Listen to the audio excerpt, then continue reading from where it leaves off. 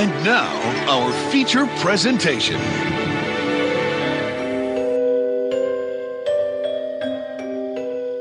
I like it spooky.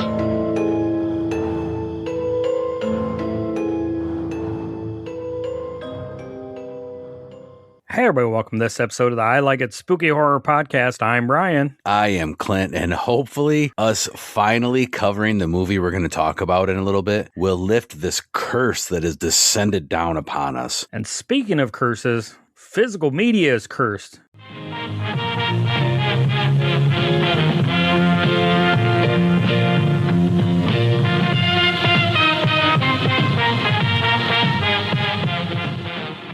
So I have two things. First off, fuck Sony. That's period. As the kids used to say, I don't know if they say that anymore. Sony is removing over 500 movies from PlayStation accounts users have already paid for. This is from Yahoo.com Entertainment. It's a couple weeks old, end of June, but not a new thing. It's happened before. PlayStation users will soon lose access to more than 500 movies. The shocking update from Sony means users can no longer truly own digital purchases despite paying for them. If you buy something on digital, it's considered a long-term rental. You do not own it unless you download it and have a copy, but even then you don't really own it. It says due to their license agreement with Studio Canal, PlayStation users will lose access to over 500 of the purchased movies after September 1st, 2026. That's from a legal notice that Sony released. Number of titles up to this date is 550. So here's what I don't get about it. I don't agree with it at all. First off, I'll make that known. Like you say, it's not like this is new. So I've been trying to figure out why this particular story has caught fire. I'm curious if it's because adding fuel to that fire is Sony just announced that the PS6 will be coming out with $1,000 price tag. And I'm sure that's just the standard. They're announcing that they are doing away with physical games moving forward. So I wonder if you combine all that, if that's what's really bringing this story to light. And just a side note, I've been talking about the Steam box. Steam has been getting ready to unveil its own console instead of just playing games on the PC. And that's got like a $1,400 price tag. So I won't be getting one. They just priced me out from the get. When does this stop? I guess this stops when you shop Brian's movies at, I forget the name of the place, and Brian's games, and just work off a PS2 and enjoy your life without worrying about losing your shit.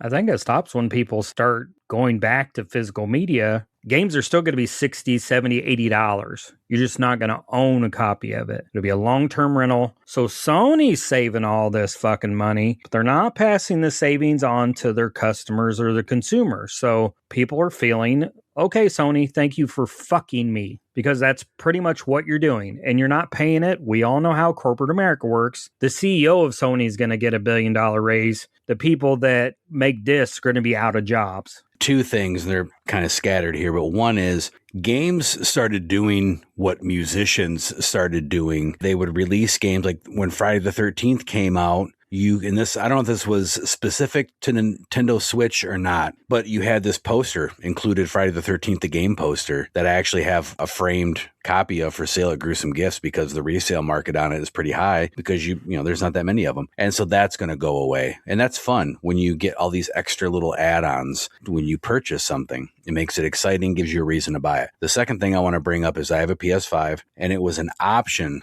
to get a disk drive. The PS6, I'm assuming, is not going to have a disk drive. So they are going to be in complete control of how and what and when you consume, because if they can just in a blink of an eye take away your digital purchases, but they're not allowing you an option for physical, now PlayStation or any kind of gaming console has become a long-term rental. We've talked about Steam before. Most of those games are a couple bucks, $5-10. Maybe there's some that are more expensive. $20, I think, is maybe the most expensive one that we've brought up. Sony's are $60 to $80 to $100. I mean, there's some of those Call of Duty that are the Prime Edition with all the maps and shit that are $100 and $150. You brought up Sony and them getting rid of physical media. That's my next story. This is from IGN. Don't kill the disc. An independent retail launches a petition calling on Sony to keep physical games. And so far, it's up to 115,000 signatures. And it says, we are against digital being the only option. And the crazier thing is,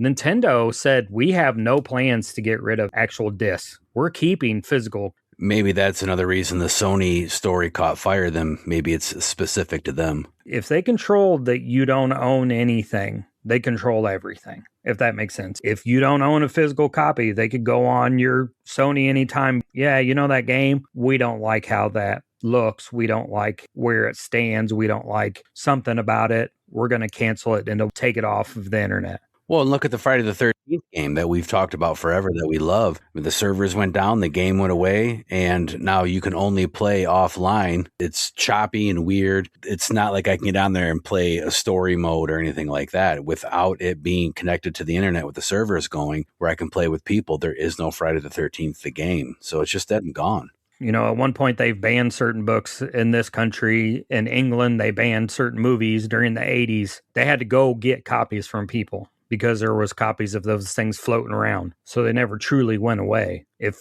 you only have digital copies of a game, all they have to do is flip a switch and it's gone. Yeah, it sounds a little extreme on its face, but it's not. Either way you look at it, it's access being limited. One of the problems is, as you said, well, maybe people should just not buy the PS6. I said this before, but the reason I bought a PS2 is so I could play Manhunt. The reason I bought a PS4 was so I could play Friday the 13th. The reason I got a PS5 is so I could play the new Hellraiser game that's going to be coming out this October. And of course, the Halloween game that's coming out in September. I want to play those games. So what is going to happen when the next game that I really want to play is only on PS6 or PS7 or PS whatever? And I was at a convention this past weekend, well, not the past week, 2 weeks ago, and that's what one of the celebrities said. You may not want to play a game or you may not want to see a movie, but God forbid I'm the last fucking person to play that game and the last person to see that movie in the horror community, because that's something about us in the horror community. We have to get it. We have to see it. We have to own it. We have to do it. You don't want to be left out. I can't be the last person to see Obsession.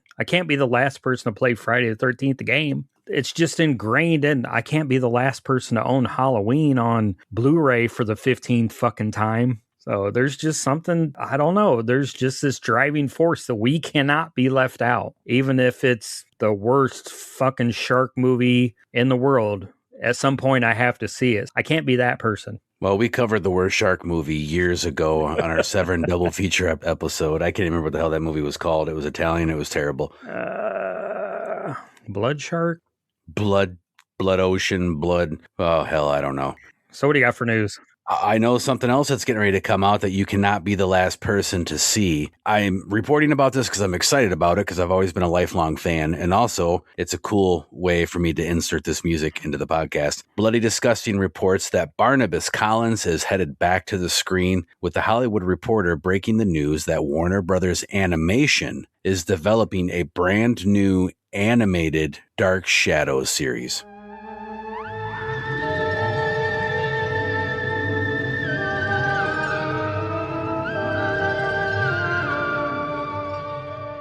Created by Dan Curtis, Dark Shadows aired between 66 and 71. Starred Jonathan Frid as Barnabas Collins. Tim Burton turned the show into a movie back in 2012. Johnny Depp was in that. I watched part of that. I really wasn't much of a fan. I love the original Gothic soap opera. And this brand new project is described as an adult animated series. It will continue the saga of the Collins family. It's going to be blending Gothic horror and supernatural genres. This coming adaptation promises all of the dark twists and romantic intrigue that defined the transformational series across its 1,200 plus episode run. I didn't realize it was that many episodes. But it's going to be animated, so they're going to be able to do kind of what they want to do, and I'm very curious what the style of animation is going to be. Does it say where it'll be at? It does not, no. Wait, hold on. Did I say, well, Warner Brothers? Does WB still have are they still a thing? Well, there was a merger recently. Yeah, there's been a merger of everything, so who knows where it'll be at. Peacock maybe, or I would imagine streaming somewhere.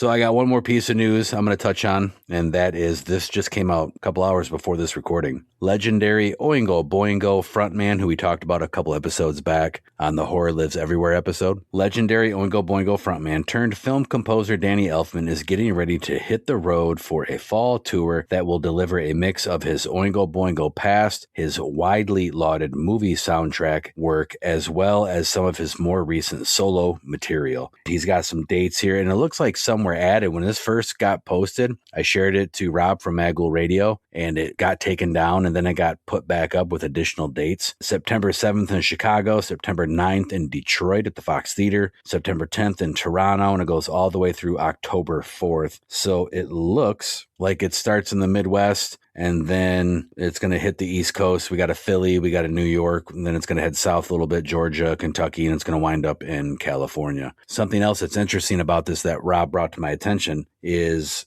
as the former members of Nine Inch Nails is going to be involved in the performances and the production. So that's a show he's going to want to check out, I would imagine. I would assume so. Yeah, maybe he'll come back to Detroit and take you with. Maybe. We'll see. I'm going to see Weird Al in October, and that's probably the only concert I'll get in this year. Told you before, you'll enjoy that show, and you will enjoy Puddles for sure. Yeah, I've seen some clips of them together, and I was like, God, he's a really good singer. Oh, Puddles? Yeah, Puddles is amazing. Last episode, you brought up the Weird AI, the girl that discovered Weird AI, and I actually had another news story pulled up I was going to cover, and it was where Weird Al was slated and he agreed to be used for this AI commercial, and then he realized what it was about, and he said, no, I'm not doing this. I don't want my name tied to that. And it was the same thing, Weird Al, Weird AI. Yeah, he said he did not want to be the face of AI in Hollywood or the music industry. Well, I don't know if you carry a lot of musical physical media. I think you're more into movies, but you will spend some money and be poor by the time you're done going to that concert when you buy all of the Weird Al albums.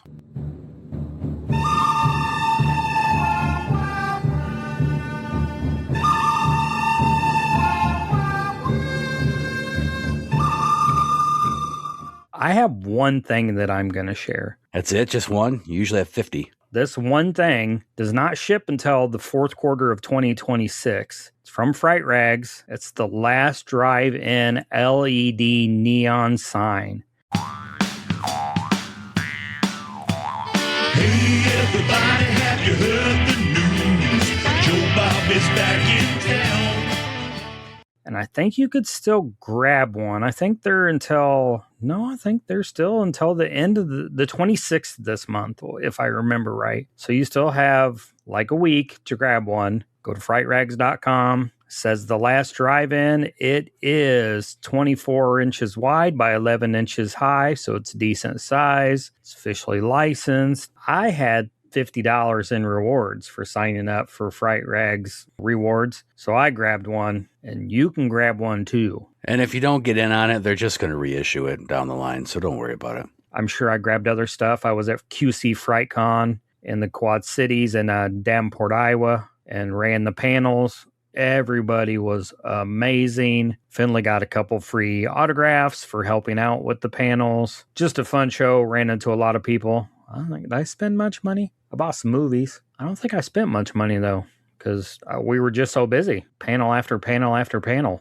I guess I'm going to have to shave this beard so I look like a little kid so I get free autographs. We got to meet Tara Buckman. She was great. And then we had Sam Jones, Carolyn Williams, Ken Faree, Christine Elise, Sean Whalen, and John Abrahams was great from Scary Movie. He thought Finney was just the funniest little thing. He took a bunch of pictures with her, had a bunch of bootleg as fuck toy stuff on his table. I said, hey, Josh, look, I found some bootleg. And he's like, where are you at? Who you with? And I told him, he's like, tell him I said hi. Do you know Josh Perlmutter? I was like, yeah, we've had him on the podcast. We talked about that Clint Eastwood movie. What the fuck was it now?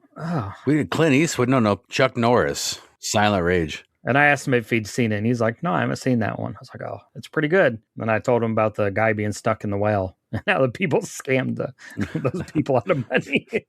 It's so ridiculous. Like my kid's going to scam you out of a free fucking autograph.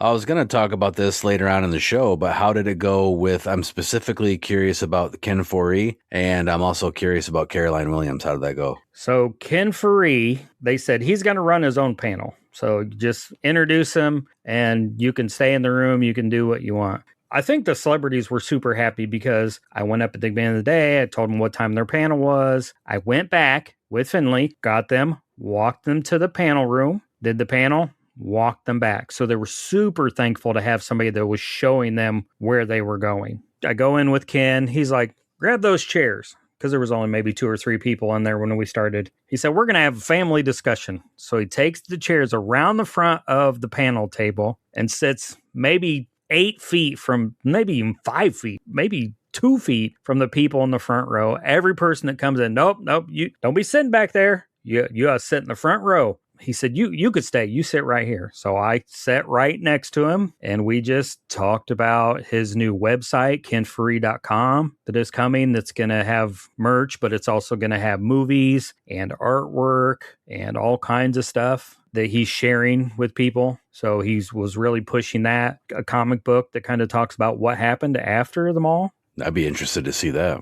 That he had some copies and he was signing at the show. And I'd ask him a little question. He'd get talking. And then you remember that thing you were talking about earlier? Yeah, we're going to talk about that now. He'd talk for a little bit and then he'd slap me on the leg. You remember that thing we were talking about earlier that you asked me about? Now we're going to talk about that now. Just super friendly. Like you were his anchor. Like we're old friends sitting around and he's like a dad talking to a kid or talking to the neighborhood kids. Just super cool, super laid back, super friendly, just super nice. And we're here to tell you about today's word.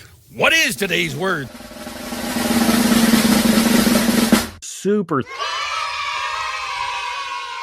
Did you bring up Deathgasm? Or not Deathgasm, Death Spa? No, he was so busy talking about all the stuff for his website, the mall and all that. And then who else were you asking about? Caroline Williams.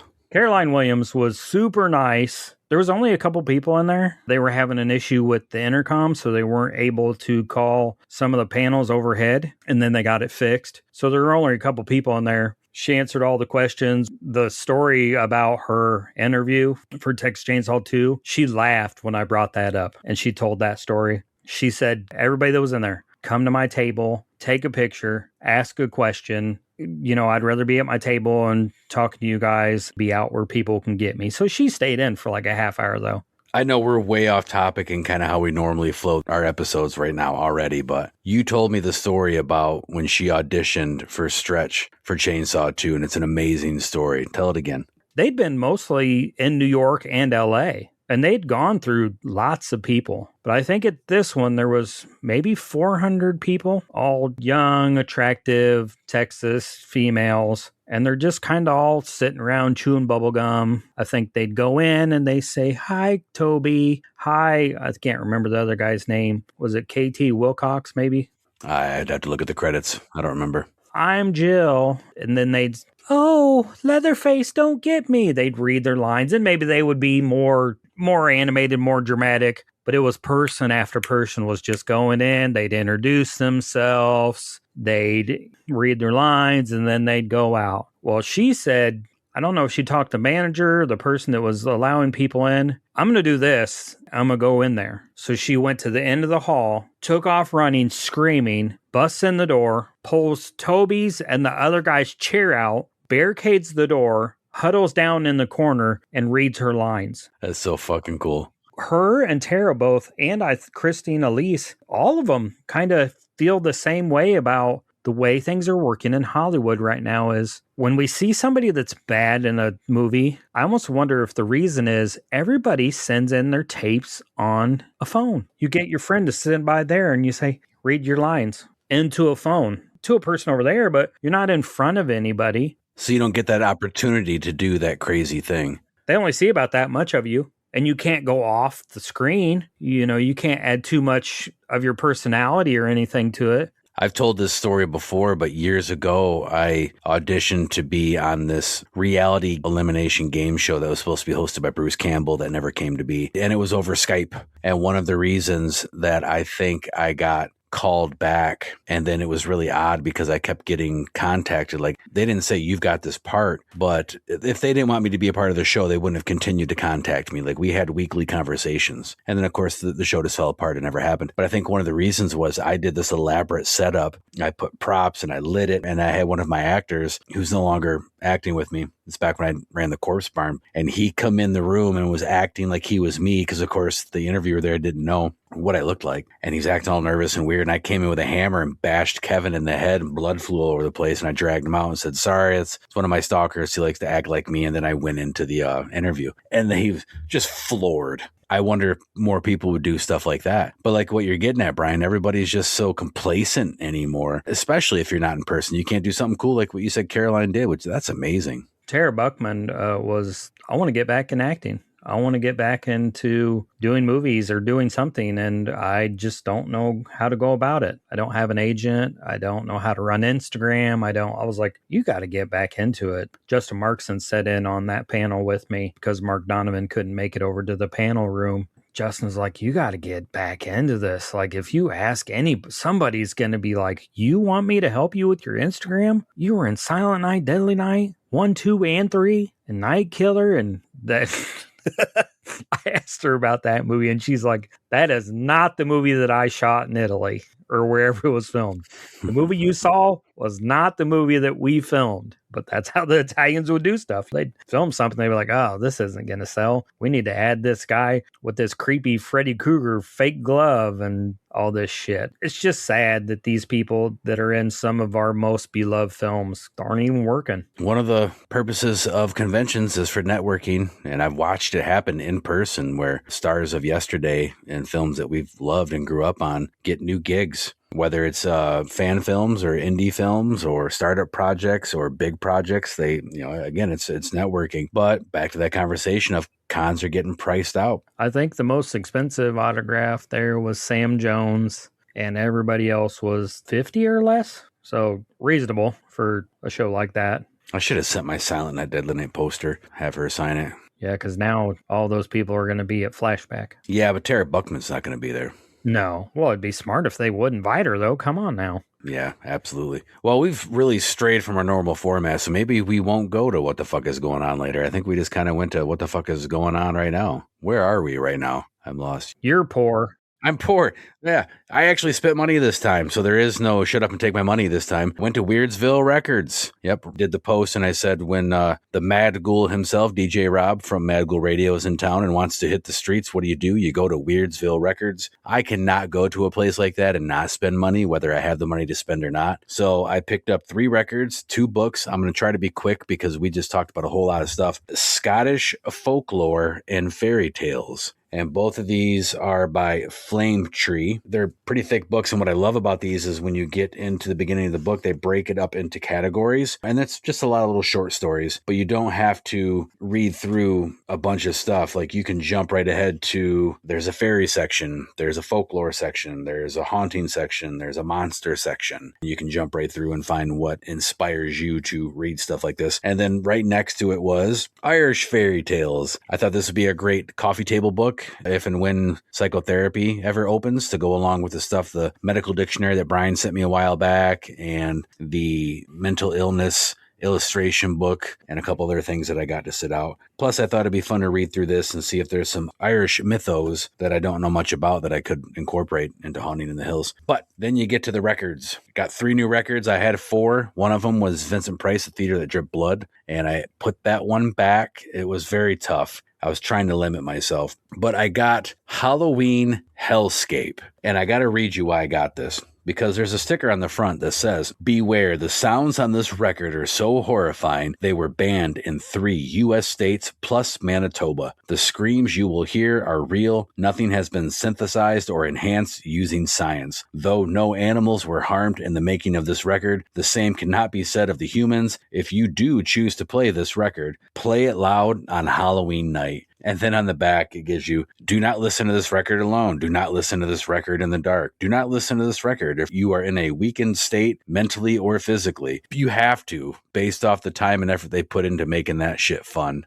and maybe they're telling the truth, and I'm going to be possessed. Second record is Ghost Ballads, and the reason I grabbed this, Clear with Orange Pumpkin Swirl, limited to 900 copies. It's the first reissue of this haunted 1957 collection of songs celebrating the supernatural. It features the original artwork by Charles Addams, who did the original Addams Family newspaper comics. So one more, and our friend Tad Good, if he's listening, he might be interested in this. Dracula's Deuce. Now there's a 32 hearse around our town, but you'll only see it when the sun goes down. When there is no moon and things get scary, you'll hear 'em tack it up in the cemetery. Monstrous vocals and instrumentals by the Ghouls. This is the first reissue of Beach Boys and Birds collaborator Gary Usher's legendary 1964 Halloween Hot Rod classic, limited to 2,000 copies, orange pumpkin burnout smoke pressing. That goofy-ass Dracula sitting there, sitting by some like hearse hot rod. Had to do it. Lots of cool things at Weirdsville Records. I've talked about them before. I'll plug them again. Rob goes to record stores all the time, and he loved Weirdsville, and he said that he had never been to a record store that had a Halloween or a horror section. Usually, you got your punk and you got your rock and you got your soundtracks, but Weirdsville has a whole section. All three of those records, which are very different, were all in this Halloween horror section. Yeah, I don't think I mean, there's usually a spot for holiday stuff, but it's a mixture of Easter, Christmas, Halloween. It's all kind of mixed together. And then your soundtracks are in another spot, which is all mixed together, usually by title, alphabetical order. So you got to dig through stuff. But yeah, I've never been the one that has a spot just for Halloween stuff or horror stuff. Get up to Michigan, swing by Gruesome Gifts, swing by Weirdsville Records. Maybe we get Weirdsville Records to be a sponsor. I know that we could get Gruesome Gifts to be a sponsor. It's alive. Oh, it's alive. It's alive. It's alive. Hey there, people of the Creepy Persuasion. Clint here with a public service announcement to let you know that Gruesome Gifts is now open at Haunting in the Hills, where you can stop in at 7205 US 12 in the Irish Hills area of Onstead, Michigan, every Friday from 5 to 9, Saturday from 2 to 8, or Sunday from noon to 4, and shop everything from Inkmare's merch to rare and autographed pieces from my personal collection. So now we've heard from the sponsor, it's time for our movie. And thanks to this fucking movie, we've had issues with recording, accidents, trees go down in our yard, power outages, family issues. Is that it? I lost my notes fucking today. Can't find them damn things. I just had them in my hand. I've got more gray hair in my beard. I don't know if that's because of this movie. I can't imagine it's not. It's from USA Films, which was weird. It's from 2001, rated R, Session 9. I gotta get construction crews in here by Columbus Day, so you got a guesstimate how long? I've got 4 really good guys. 1 week, we're gone. That's fast. I need the job. So the loonies are outside in the real world, and here we are with the keys to the loony bin, boys. You might actually want to be grateful when you're about to make some decent money. What's the catch? Patricia Willard scandal, 1984. I want you to try to remember what happened 24 years ago. These shrinks figured that with these new techniques they designed, they could release hidden memories. You can hear me. You okay? I want to go home. I wouldn't tell anybody about this. If they find out about Hank, they're going to find out about the others. What are the others? Right off the bat, I got to say this. The sound design of this film plays a major role in delivering the creepiness and creating the tension. My cat fucking jumped within the opening seconds of the movie. I hit play, and right off the bat, there's just this sound spike, and the cat literally jumped off the fucking ottoman. I have no notes. I'm going to read you a synopsis quick because I had to go to IMDb to find it. But don't worry, ladies and gentlemen, I have 2 pages. It almost was 3 pages of notes. Tensions rise within an asbestos cleaning crew as they work in an abandoned mental hospital with a horrific past that seems to be coming back. You don't really know that to start out with. You don't really know it for most of the movie, right? It's kind of hidden. You don't. I don't think any synopsis would do this movie justice. I'll just go on record right now. I've loved this movie. I've always loved this movie. I've seen this movie multiple times. I'm not quite for sure what Brian thinks of it yet. I'm interested to see. Usually I can tell by his brow, and it's kind of furrowed right now. now, so we'll find out. But I almost think this is another one of those Pink Floyd movies. Pink Floyd was just Pink Floyd. I think this is just one of those movies. I think another thing that helped the impact of this flick was the indie real or almost documentary feel, and not found footage, not like that, but it almost had this documentary feel, and it showcased utilization of mostly natural light and the, at the time, newer technology of Sony's 24p HD video,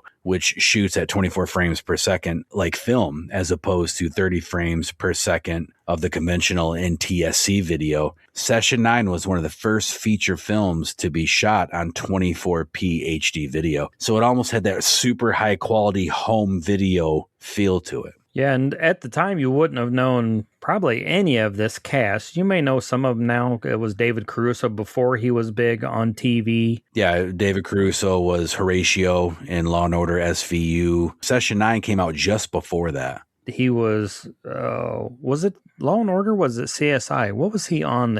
It was on... Oh, CSI. Yeah, it was CSI that he was on. The only other person, I mean, Peter Mullen that plays Gordon looks familiar. Steven Jevedon, who plays Mike, looks familiar. Larry Fessenden plays Craig. He looks familiar. But a relatively unknown cast that just knocks it out of the fucking park. And I'm watching this with my headphones on, and I'm thinking to myself, this is almost a movie that I don't need to watch. I can almost close my eyes with the sound design and their vocals and know exactly what's going on. It's that fucking good. Absolutely agreed. If you haven't seen this movie and you go to watch it for the first time, don't do that because it has amazing visuals also. But I agree 100%, Brian, that one of the main characters of this film was the sound design. I want to get to another main character in a second, but you were listing off some of the stars. And one of them that you didn't say was Hank. He was played by Josh Lucas, who is in one of my all-time favorite chick flicks, Sweet Home Alabama.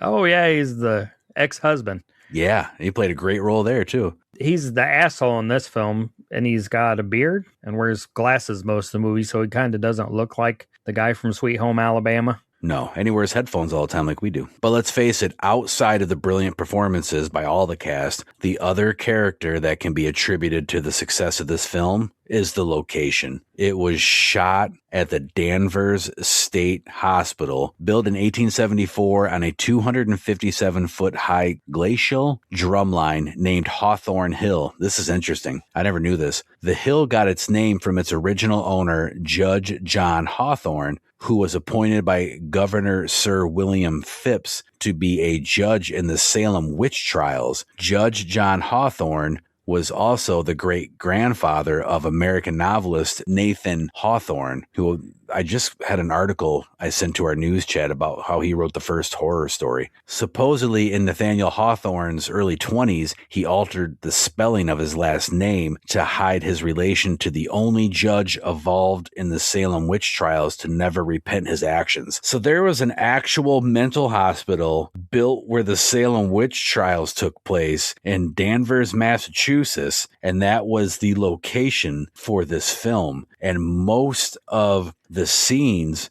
have authentic things from the hospital. And I mean, they didn't do a lot of set design. It was just the state of the hospital. Can't imagine that if you build a fucking hospital on top of a place where people were sent to their deaths for no apparent reason and torture people by giving them lobotomies and water therapy, the place is probably really fucking haunted. You would think so. I did see where David Caruso said there was one instance where he was, I can't remember, he said somewhere in the hospital shooting a scene or in his room, maybe it was his makeup or dressing room or something, and saw something flash by his window, but he didn't bring it up because he didn't want people to think he was crazy. Now, in real life, the building has now been converted into apartments, but early on in the film, there was a reference about the asylum being torn down and a Walmart going up in its place. So I immediately thought about Monroeville Mall. This movie was made in 2001. Monroeville Mall is dealing with the same fucking problem in 2026.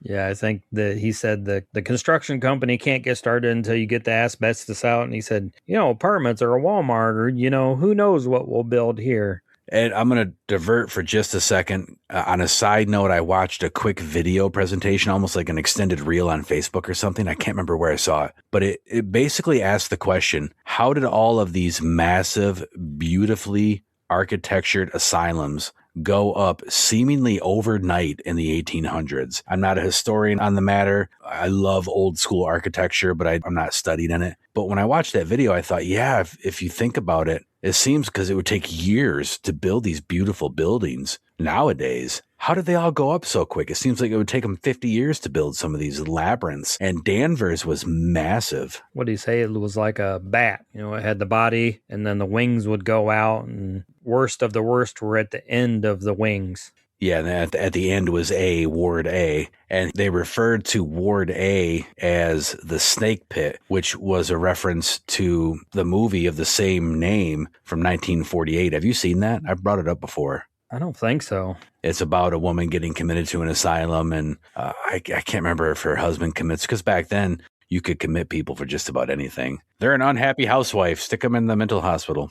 Good thing they can't do that anymore. We'd both be fucking put away. Yeah. When he's explaining the different wards, it was in the movie, the initial tour of the building, which follows the amazing opening spinning shot of that ominous, almost waiting for people to come to it, decrepit wheelchair at the end of the hall. That's where, again, yeah, they said they kept the worst of the criminally insane. Yeah, and it's kind of weird because you don't really know for most of the movie who or what is the evil entity. You queued me up. You're right in line with my notes. You have a camera in my room again, because I have here that the story and all of its subplots are woven together so tightly. They create such a well-crafted experience from the first Hello, Gordon. to the final plot twist. The film does an excellent job of presenting itself as a whodunit, leaving enough room for the possibility that is it a malevolent spirit causing the havoc, or is it even possession from Simon? Yeah, well, you find out it's Simon has possessed this young lady. Did he or didn't he? She had multiple personalities. So does Gordon have multiple personalities? It's one of those movies that you do have to pay attention to, and I love how they leave just enough room for you to make up your own mind. The Mary Hobbs subplot, it unfolds and it picks up tempos as the rest of the story does, that just to perfection. If you haven't noticed, I love this movie. I'm not going to say anything bad about it. If you listen, though, Mary's other personalities, she had 3 of them. She had Princess. Mary, Have you seen our doll, Mr. Doctor?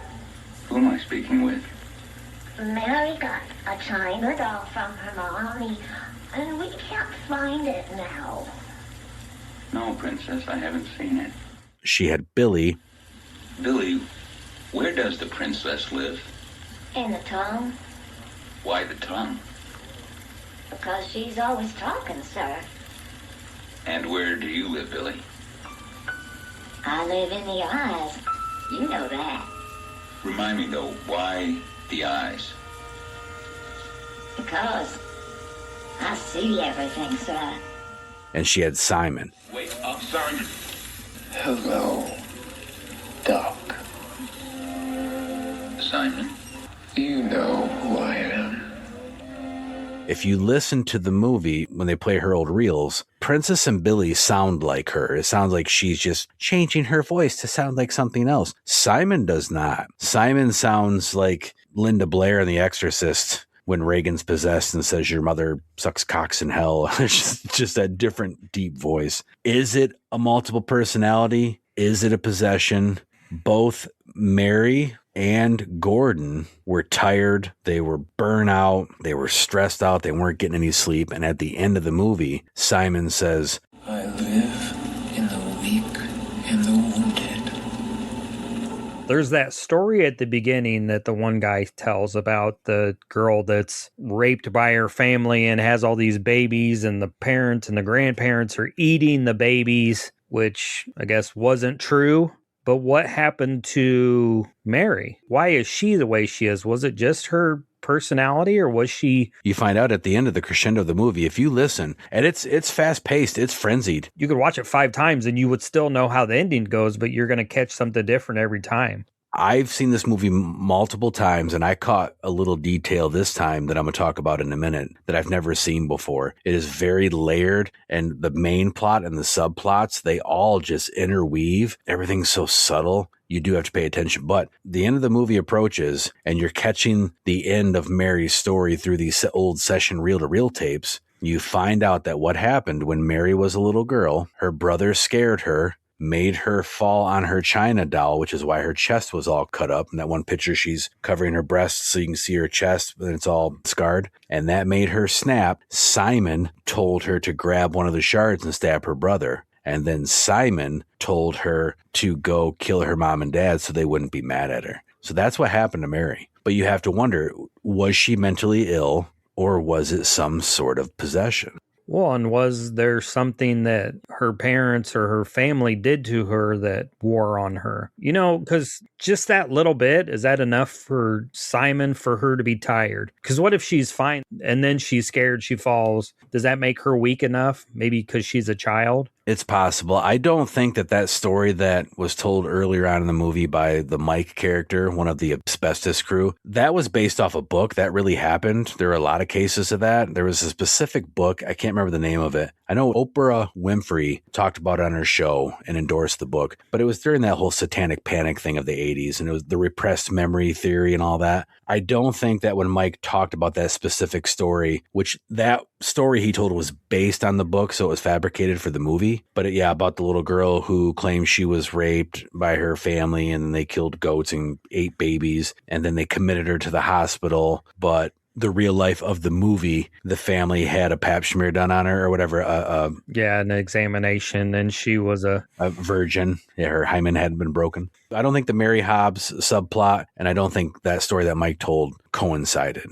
I think it was just there's so many stories in this old asylum. I mean, you know, you were committed to one for a while. For a while, yeah. Yeah, a lot of stories. And it points you in so many directions. You think that this character is the bad person, and maybe it's this one, and maybe it's these people. So you don't know until the very end who is the possessed one, the evil one. Because for most of the movie, being a while since I've seen it, I thought it was David Caruso's character. He's the one that's behind all this. He's the one that's telling lies, fabricating stories. He's up to something. And they kind of point, you know, he's out there talking to the two young kids. And Gordon's like, what are you up to? What's going on here? And then at the end, you find out, I hate to spoil this movie because I want to watch it again and see if I can pick up on some of the things. This is one of those movies I think you can spoil if you want to because, again, they left so much up to interpretation. You might get something different out of this movie than me. I'll tell you what I think it is. But first, I want to talk about, like you said, it is such a rewatchable film. I've seen it many times. And like I just said earlier, I just picked up on early in the movie, Gordon's telling Hank to mark the hazardous areas with the green spray. And then Hank corrects Gordon and says, no, red is used for hazards. The scene was also used to show that Gordon's he's starting to crack and deal with a mental breakdown. And he agrees. And then I noticed Gordon was wearing a red shirt and Phil, David Caruso, was wearing a green shirt. Green was for okay, red was for hazard. So right then and there, you think, since I've seen it before, I know how it ends, the movie's telling you how it's going to be. But then later on, those two characters were switched. And Phil was wearing a red shirt and Gordon was wearing a green shirt. So I think the filmmaker put a lot of time and thought into this. And because those two characters, specifically Gordon and Phil, they were the ones who the movie really portrayed as the potential killer. But you didn't know it could have been anybody throughout the film. But those two, I think they relied heavily on it's one of those two. Gordon's way less of an asshole than Phil. One thing I love about David Caruso, I swear he's the love child of William Dafoe and Dennis Leary. He's just very intense in his delivery. I thought it was a little over the top for this movie a couple times. He could have toned it down. Hey, fuck you. But I mean, that's just how he acts. But he's being a jerk to the guy that's, you find out as the film goes on, is dating his ex-girlfriend, stole her from him, is a prick about it. Finds fake eyeballs and he's like, oh, these got to be worth something. He's just a prick. So as much as you maybe don't want him to die, you're like, God, you know, if anybody's going to get it, maybe it should be this guy. Hank's my favorite character because he's just, Hank's just Hank. He's like, oh, I just fuck Amy to beat on Phil. I loved it. One thing I loved about the movie too, and I don't know if you caught this, Brian. So each day, because they go Monday through Friday, each day it's almost like an episode or a segment of the movie. And each one ends with a phenomenal cliffhanger. This could have almost been a miniseries or an episodic television event. But you just brought up a couple scenes. I wanted to ask you, because I have a couple. Do you have any favorite scenes of this movie? I love when the kid that's scared of the dark gets stuck in the basement with the lights going out and he's screaming. That's my number 2. Yeah, he had nyctophobia.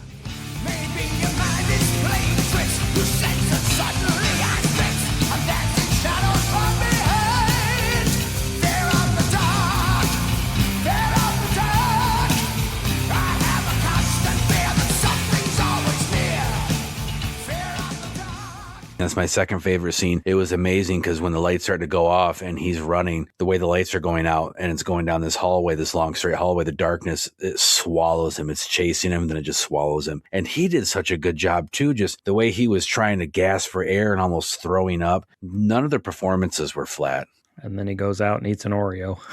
That was kind of weird. A little mullet head. My favorite scene, I don't know if you have any more, you just kind of talked about it with the eyeballs, is the crematory scene. Hank finds all this change, and then he's finding gold teeth and glasses. He's sticking his hand through this wall, not knowing what's on the other side. And then the camera pans to the other side of the wall, and you see it's an oven. It's in the morgue. Yeah, a crematorium. That was such a cool scene. It almost gives you a shiver the first time you see it. They didn't fucking clean that shit out. That was probably the only thing in the movie that was like, wait a minute, why is all that shit still there? No one would leave all that money. And if there were squatters and punks, people in there stealing shit, why is that still there? The nyctophobia scene, the darkness scene, I don't know if you caught this, but I thought it was an ode to My Bloody Valentine with all the hazmat suits hanging to the right, which is an old school haunted house trick too. For a second, you're like, oh, someone's going to be in one of those suits. But it made me think of My Bloody Valentine, where all the suits drop on Helen before she gets impaled in the shower. That wheelchair for the longest time, almost too long, but the longer they're there,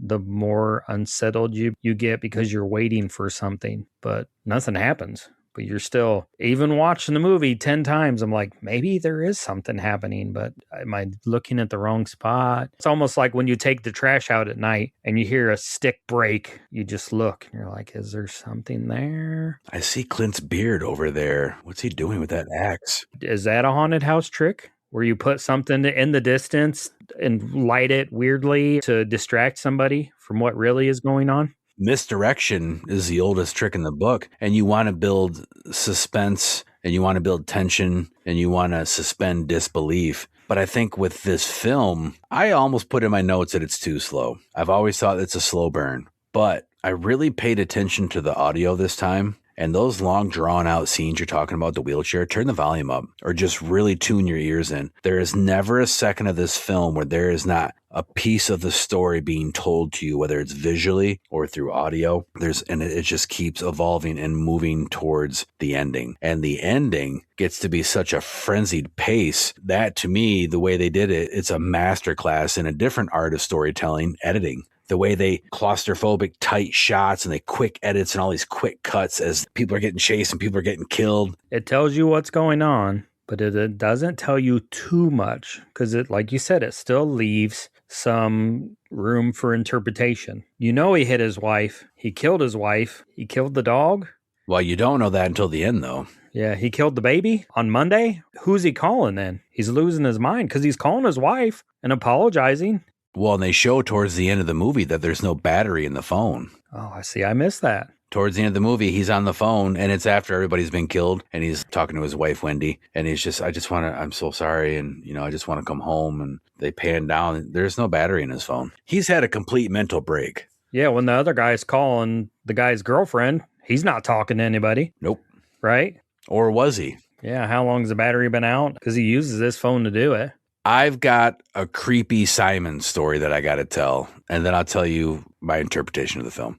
Long time ago in another life, I knew a person who was going through a bad time, was always tired, and claimed that they had a dark spirit around them. Not really that they were being possessed, but just that there was this thing that had latched onto them. And whether you believe in this stuff or not, this is how the story was relayed to me. As I was listening to some of the stories and some of the things, it's weird because it coincided with when this movie came out. This person called the entity that had latched onto him Simon. And Simon is either the worst personality of Mary Hobbs, or Simon is a demon or a dark spirit or something that just, like Simon says at the end of the movie, preys on the weak and the weary and makes them do things that they wouldn't normally do. Why did you do it, Simon? Because Mary let me talk. They always do. They always do. I think that Gordon was stressed out and starting to crack, but I think that Simon in this movie was a real dark force and latched right onto Gordon, because Gordon didn't kill his wife until after they toured the facility. They toured the facility, they got the job, and I think there might have even been a day or two in between that. He goes home to celebrate. He brings Wendy flowers and champagne and say, hey, I got this job, because his company was going to have to fold if they didn't get the work. There was an accident. Some hot water gets poured on his leg. He snaps, hits Wendy. Come to find out, he kills Wendy and everybody. So he's still pretty much himself when he goes to the Danvers Hospital for the first time. And as they're getting that tour, he looks outside the window at this pavilion type thing with a staircase going down, and he's just kind of looking at it, and you hear the Simon voice say, You can hear me. And so I think Gordon, when he got there, he was starting to crack, and I think Simon was a dark force that latched right onto him and just spun this thing out of control. But you know who I feel the worst for? The Craig guy, the guy that showed up to work on Friday. He just showed up like, man, I'm going to work one day and get a $10,000 bonus. He's smoking a joint and like, let's go. And he just gets killed right off the fucking bat. Poor Craig. Quits his other fucking job to come work at this one.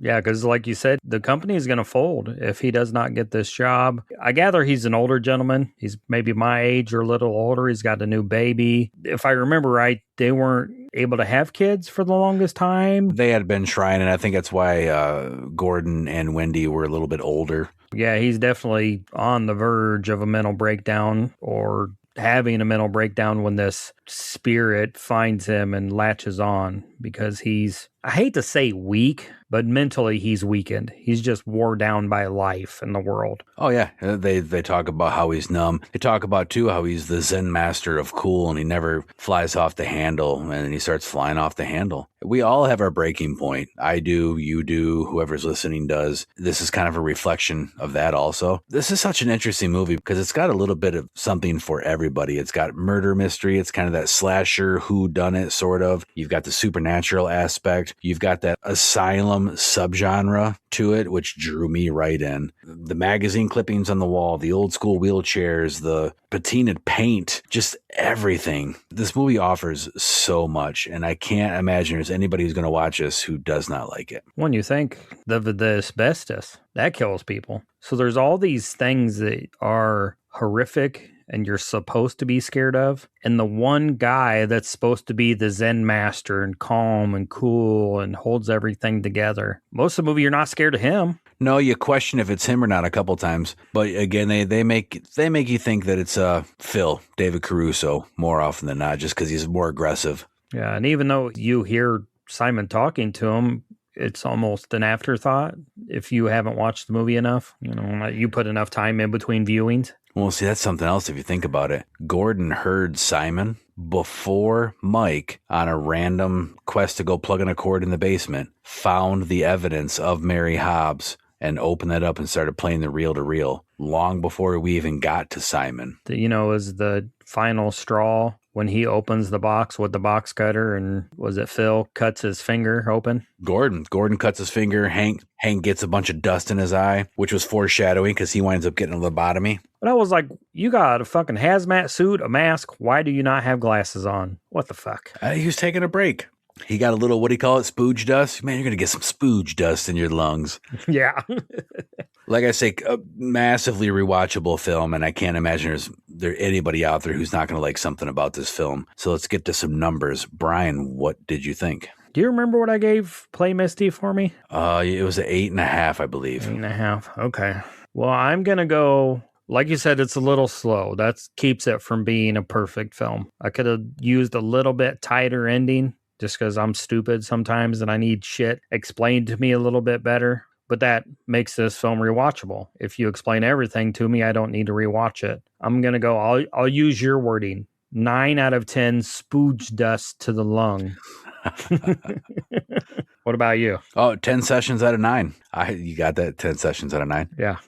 Dad jokes rule. I'm wearing my dad jokes loading shirt right now. I know you can't see it if you're listening, but I am. So last episode for Play Misty for me, I went 9.8 because there was just a little hiccup towards the end of the film that I thought they could add or iron out. I almost did the same thing with this one because, again, it is slow. But I'm sticking with my 10 sessions out of 9 because it is a little slow. But like I say, there is at no point in this movie a scene that doesn't need to be there. Even the slow, drawn-out scenes tell you a bit of the story. Pay attention and listen. Watch this in surround sound and turn it way the fuck up and just really sit back and enjoy this movie. Brian, you talk about comfort films a lot. This is a dreary Sunday. I'm going to eat a bowl of chili and sit on the couch and relax and watch this movie. The slow parts are almost comforting, like if I'm watching Bob Ross to relax.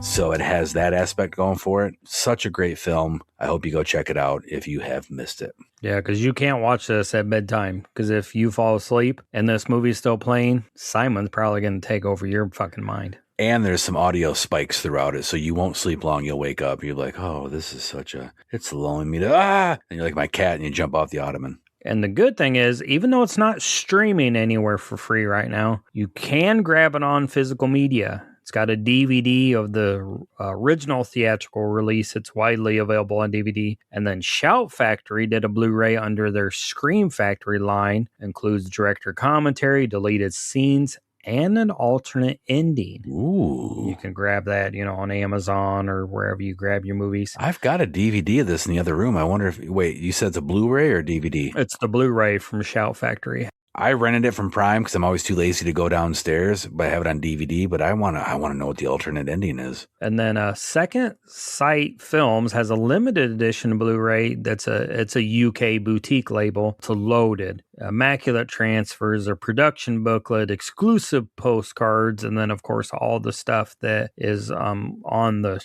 Shout Factory one. It's Region B locked, which I can watch it, but if you don't have a region free player, you can't. And I read somewhere, I don't know if it's the alternate ending or if there's an alternate scenes or alternate filming. You just sounded like PlayStation.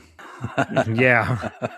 There's a homeless lady that lives in the building that is shot in some of the scenes and watches the events as they unfold. Oh, that would be interesting. I'm so glad you brought this up. I forgot to mention it. There was a major subplot throughout the movie, and I guess this is a real problem. And Brian, I wonder if do you deal with this you used to work in the psychiatric ward, patients that when a place closes down or they get released, a lot of times they'll come back. They talked about that in the movie. So they had squatters of patients who just had nowhere to go. They were let go in the streets and that's all they know. So they come back. Did you deal with that? I worked at a hospital, so the whole place was still functioning. But we do have some empty buildings at the facility I work now that they've had to, lock down and run people out of just because there's a huge homeless population in this country now and they don't have anywhere to go. They just want shelter. So there was this huge subplot in session 9 with this homeless woman who lived in the Danvers asylum, but they took it out because I guess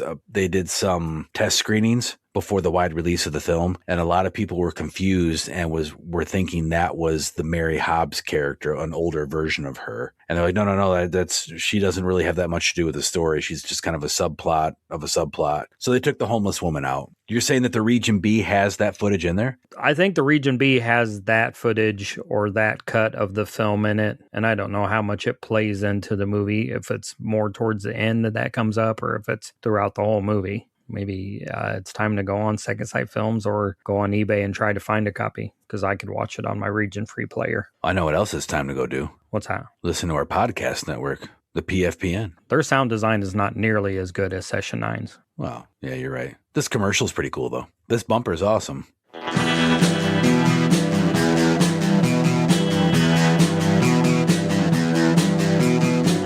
You're listening to the Prescribed Films Podcast Network, home to hundreds of hours of free podcast entertainment. The shows on this network all have a common goal: providing you with the best discussions about movies and other forms of entertainment media. The PFPN hopes to fill your earholes with audio joy. Visit our website with links to all the other amazing shows at www.thepfpn.com. Thanks for listening.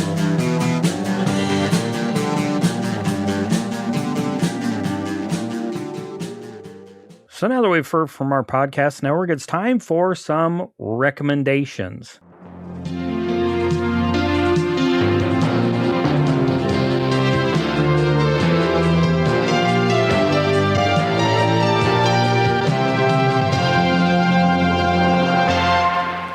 And I have several because I lost my notes. So I've just been spending the episode muting myself to find movies that are like Session 9. And the curse continues. So the first one from 2010, Shutter Island, takes place at a sane asylum.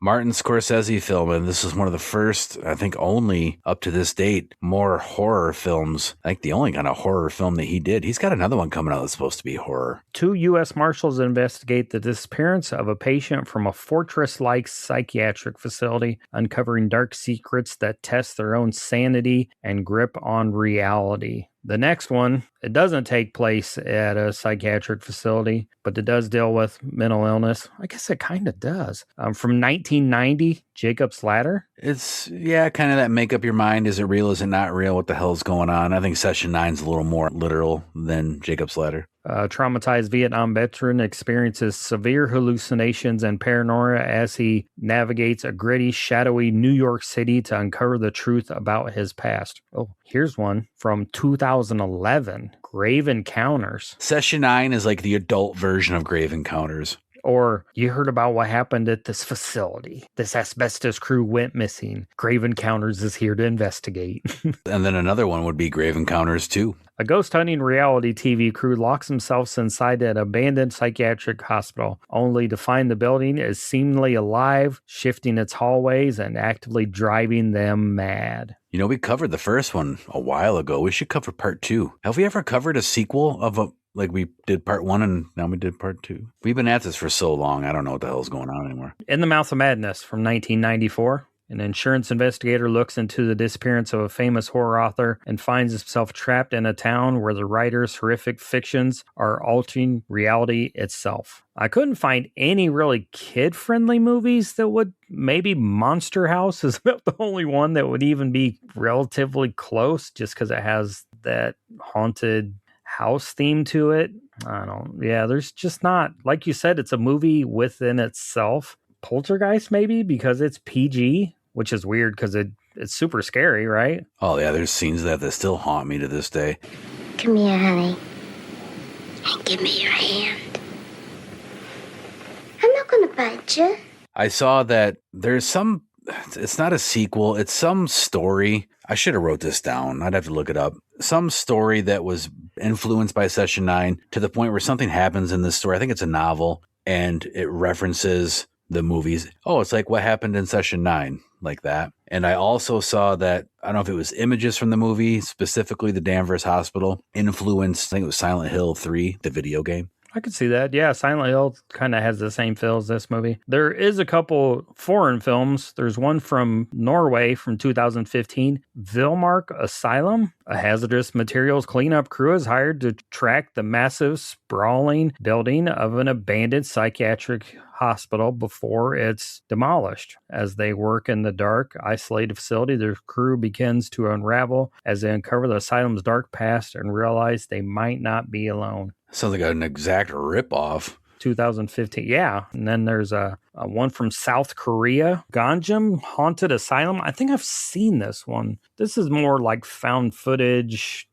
supernatural. Follows a web series crew that breaks into a real life psychiatric hospital, notorious for being one of the most haunted places in Korea. Starts as a slow burn and then turns into pure terror. So, I mean, there are films that are similar. I mean, The Autopsy of Jane Doe. That's a similar movie. Yep, that could be a double feature with this film. I think almost any asylum film, just because of the asylum. And I don't know what it is. If you throw an asylum in a movie, I'd love it. That's why psychotherapy is going to be in an asylum-themed place. In fact, when you walk in the foyer, it says, "Welcome to the Snake Pit." That was one of the first things I did was put that sticker up. See, every time you say that, I'm thinking, when Jake Snake Roberts going to come out? He just left AEW after 6 years. Oh, damn it. So I've got one recommendation, and it has nothing to do with asylums or anything scary. If you like David Caruso as an actor, go watch the remake. It was a remake of The Kiss of Death with Nick Cage and, oh my God, there's so many great. Michael Rappaport is in that. Helen Hunt's in that. Such a great film. I love that movie. Very film noir, kind of crime film noir. We've been talking long enough. People listening are probably like, what the fuck is going on? Why is this so damn long, this episode? What the fuck are these guys doing? Just play the music.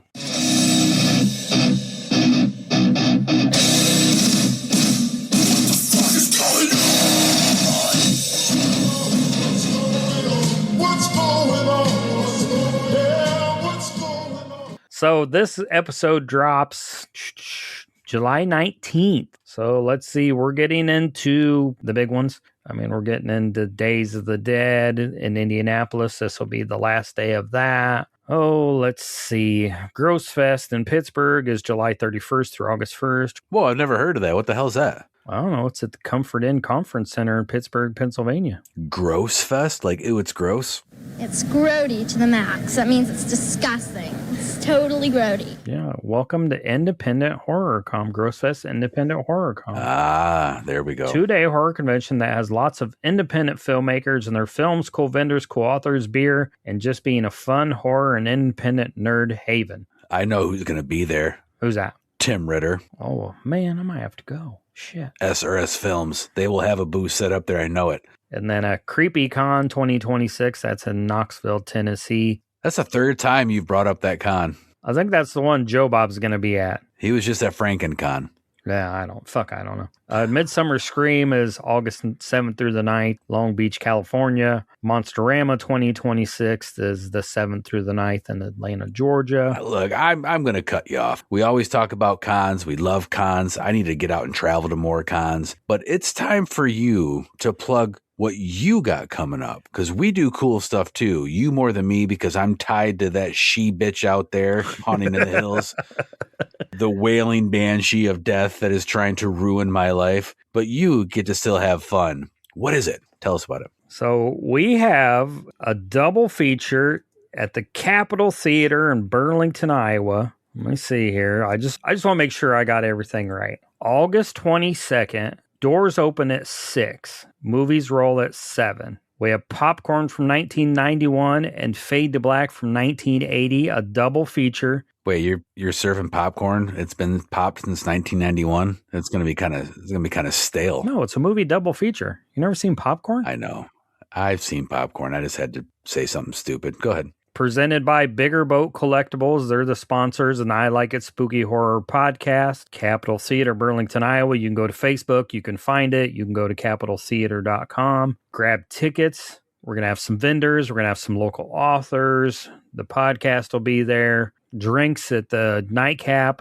Snacks, popcorn. Come and hang out. Watch 2 movies for $8. I mean, I don't know where you can watch 2 movies for $8. Why wouldn't you? Come to Burlington and have fun. Absolutely. I don't want to say this for certain because I don't know if it did hit theaters, but I want to say that I saw Popcorn in the theaters when it came out when I was a kid. I think. I could be wrong, but I know that I have never seen Fade to Black on a big screen, and Fade to Black would be a great movie to take in on the big screen. I want to see all of this, but I guess I'll probably be working the merch table, so I don't know if I'll be able to see. I don't know. I want to go. I guess I am going. I have to be there, right? Yeah. Right. Yeah. Shit.